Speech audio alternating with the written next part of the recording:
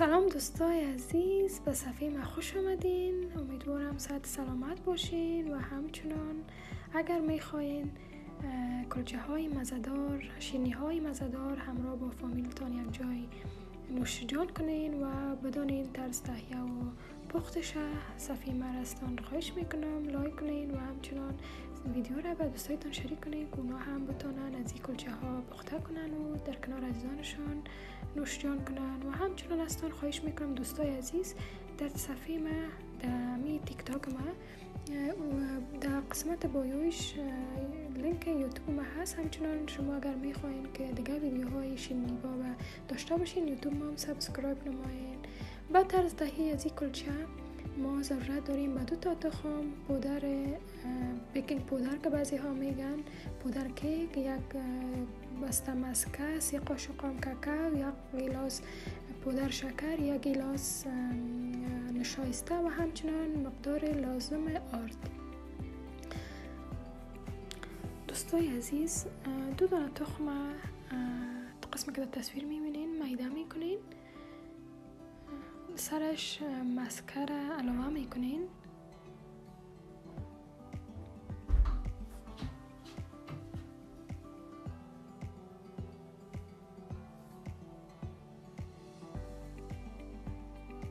بالایش مسکه را مندازین، خوب با هم مکسش میکنین. من میخواستم در این قسمت از مکسر استفاده کنم، مکسر برقی، اما باز گفتم بعضی کسا هسته که مکسر برقی در خانه نمی داشته باشن، بعضی دوستای ما و باز برشان مشکل پیش میشه. از او خاطر همراه دستم مسکر همراه خمیر همراه تخم خوب صحیح مثل که خمیر میکنین شما، خوب صحیح شما لط میکنین، مثلا مکس میکنین.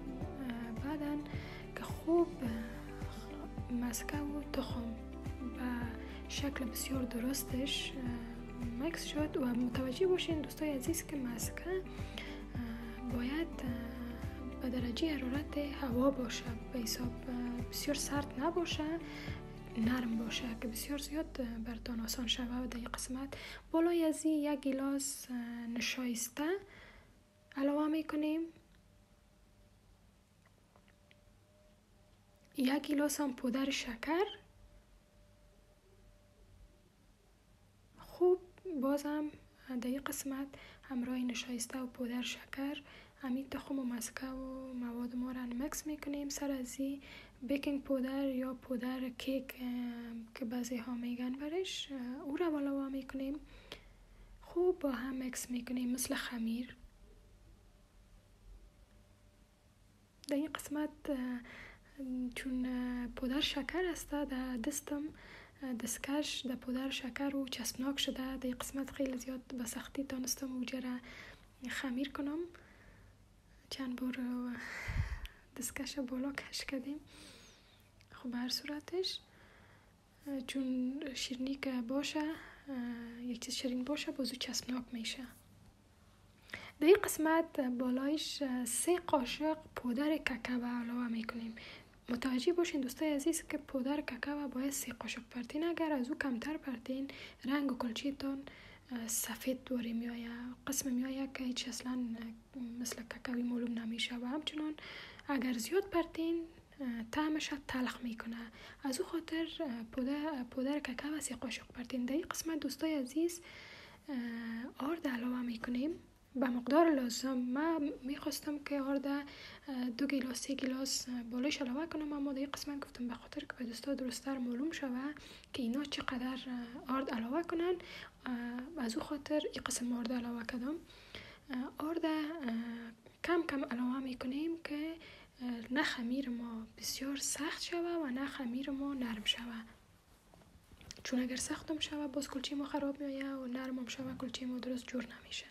از او خاطر من خمیر آرد بالایش کم کم علاوه میکردم، باز مکس میکردم، کم کم علاوه میکردم.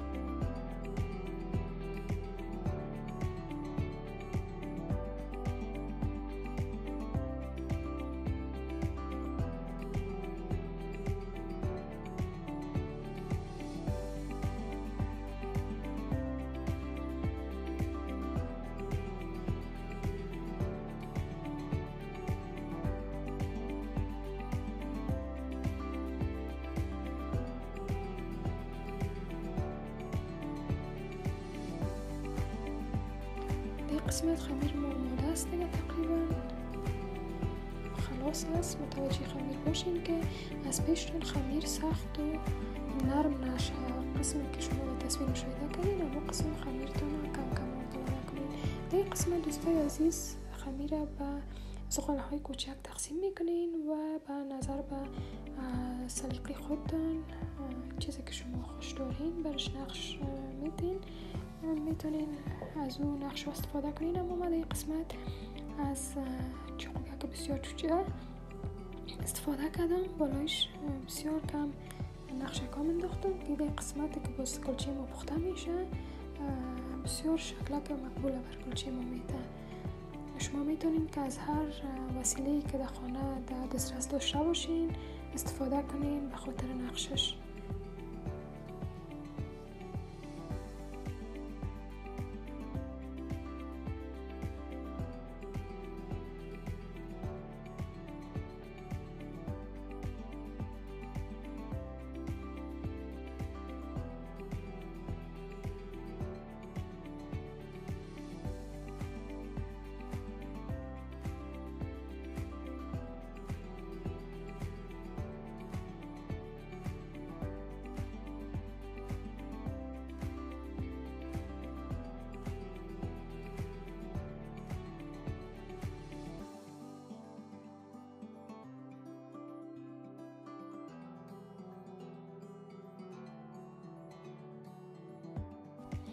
دوستای عزیز، قسمی که شما در تصویر مشاهده میکنین کلچه ها کاملا آماده است و از قبل داش گرم میکنین. ما اینجا داش به درجه 280 گرم کردیم از قبل 10 دقیقه پیش. اما از هر داش متوجه باشین دوستای عزیز که فرق میکنه.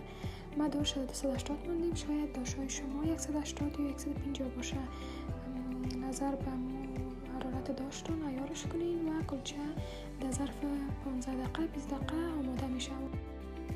عزیزایم، به خاطر دیزاین سر کلچه ها ما از پودر پسته، پودر ناریال و همچنان ساس استفاده کردم و شما میتونین به دلخواه و سلیقه خودتان هر چیز را که در خانه در دسترس داشتین استفاده کنین. بالای سرش کمی از کلچه را بالایش کت قاشق ساس مندازین، باز بعدن بالایش یا ساس پودر ناریال و یا همچنان پودر پسته را بالایش علاوه میکنین. قسمی که تصویر میبینین و همراه قاشق برام آسان‌تر شده. این قسمت دخترکم فرمایش داد، گفت مادر جان کلچه را همونطور در دستت بگی در داخل ساس بزن، بعد از او برات آسان میشه. اما دیدم که او رقم من نمیتونستم، طفلا نام خدا لایق هستن از مادرها کردم. من گفتم نه بچیم، من این قسم راحت است بر من.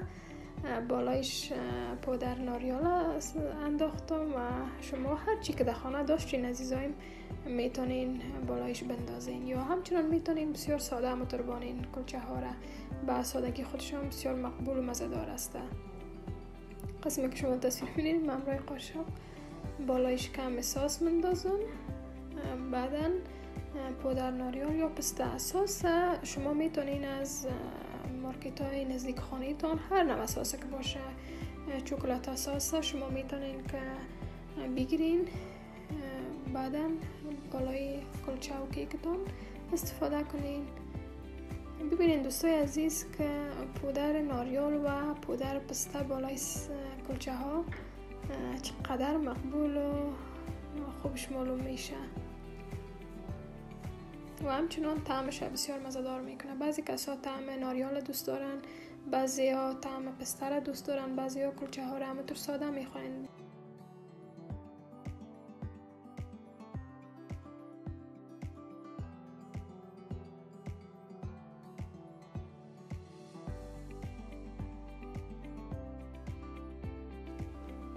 دوستای عزیز ببینید شما خودتان قضاوت کنین که چقدر اینا مقبول شده.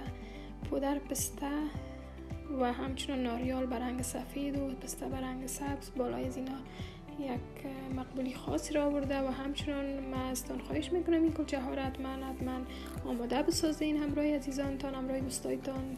عصرانه میتونین نوش جان کنین و بسیار زیاد طریقش آسان و ساده هست. شما قسمی که دیدین بازم تشکر میکنم از تک تک شما عزیزان که این برنامه را تا آخر تماشا نمودین. همچنان منتظر نشینی های دیگه از صفحه ما باشین. صفحه را لایک کنین، با دوستایتان شریک بسازین و همچنان آماده بسازین.